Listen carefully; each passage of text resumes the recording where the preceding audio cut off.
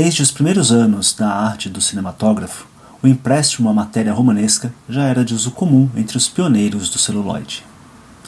Os primeiros filmes realizados eram quase documentais, mas logo o cinema passou à ficção e à fantasia, relatos e imagens de aventuras, heroísmos, tragédias e romances. E neste caminho o cinema encontrava a literatura, que desde suas origens era assombrada pelo relato, pelas imagens, pela narração e representação. O cinema, segundo Christian Metz, tinha a narratividade presa ao corpo. Desde então, as transposições do romance para o cinema contam-se aos milhares. Das grandes obras até as mais obscuras, das de maior sucesso até fracassos absolutos, a literatura foi e é fonte de narrativas cinematográficas ousadas, fantasiosas, vanguardistas, polêmicas, revolucionárias. Os avanços dos equipamentos e técnicas de filmagem abriram caminho para um aproveitamento diversificado do espaço, assim como uma montagem cada vez mais refinada das cenas, permitindo que mais e mais o romanesco conquistasse um lugar dominante no universo do filme. Mas não é um reinado absoluto, pois essas mesmas técnicas permitiram o desenvolvimento de histórias originais sem fontes literárias identificáveis. E isso, no mínimo, representava uma liberdade aos criadores da obrigatoriedade de fidelidade das adaptações, assim dando mais autonomia à arte do cinematógrafo. O romance não é escrito para o cinema. Assim, existe um nó de ambiguidades, contradições e falsos problemas que embaraça a crítica das adaptações.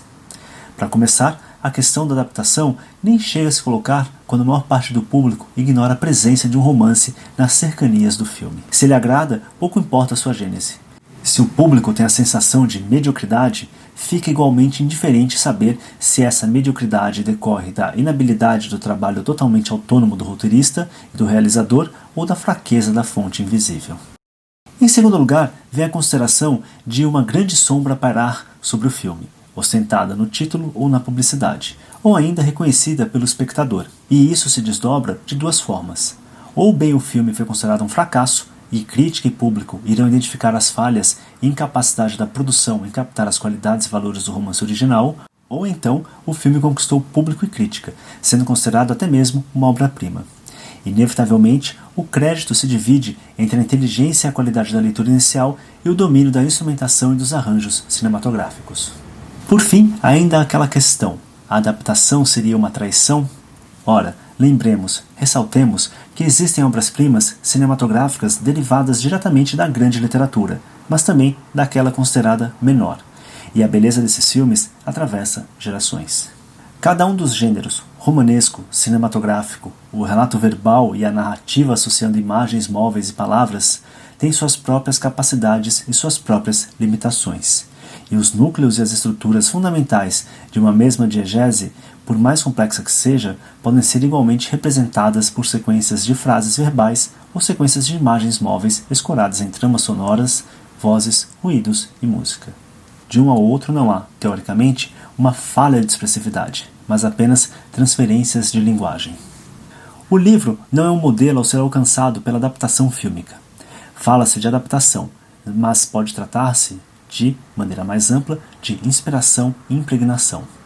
A maioria dos modelos narrativos do cinema deriva da literatura, mas o cinema também inspirou escritores.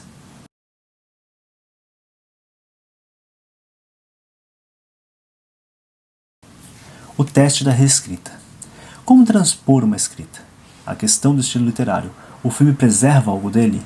As metáforas verbais. Como transformá-las em imagens? O filme transforma o olhar do espectador em relação ao livro do qual foi adaptado? A opção pela concentração. Muitas adaptações acarretam condensações, eliminações e deslocamentos no espaço e no tempo. Os cortes modificam o equilíbrio narrativo. Certos aspectos podem ser mais desenvolvidos no filme. Nos cortes, esses elementos mantidos adquirem maior importância. As linhas de força narrativa são acentuadas. Quem adapta?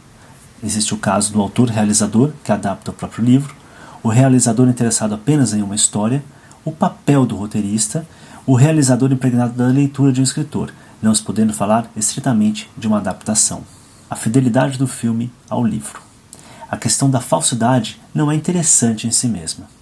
O que é pertinente é analisar a evolução do equilíbrio narrativo e estilístico. A questão da passagem permite refletir sobre as especificidades do cinema e da literatura. O espaço. Importância da espacialização no cinema. Cenários, profundidade de campo, lateralidade. A reconstrução de um espaço mais ou menos coerente no cinema. O tempo. No cinema, a imagem está sempre no presente, sendo atualizada. Existem alguns substitutos, como o flashback e o flash forward. A língua é de grande flexibilidade na expressão da temporalidade. Ela indica futuro, presente ou passado. O corpo. O cinema impõe certa definição dos personagens. Todo personagem romanesco dá origem a imagens diferentes para cada leitor. O corpo coloca a questão da exibição da sexualidade e da violência. A interioridade. Utilização da voz em off. Utilização de imagens mentais mostrando os pensamentos dos personagens. A câmera subjetiva. As especificidades do cinema. A imagem, iluminação e enquadramento. Som, justaposição de som e imagem, sincronização, voz e articulação dos atores, o papel da música. Montagem, ritmo, lentidão e rapidez, fluidez e tropeços, diferentes tipos de ligação, corte, escurecimento, fusão, diferentes tipos de encadeamento, simultaneidade e sucessividade. Romance e narrativa fílmica têm de se desdobrar na sucessividade.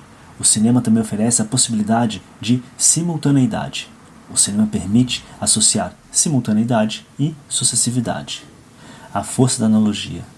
O cinema facilita o trabalho de eco, de semelhança. Dois personagens diferentes podem, assim, ser interpretados pelo mesmo ator. O cinema tem uma natureza duplamente analógica, a analogia da imagem com o mundo e a analogia das imagens entre elas. No próximo programa do Bunker, vamos explorar como alguns dos grandes cineastas da história usaram da literatura para criar suas obras-primas.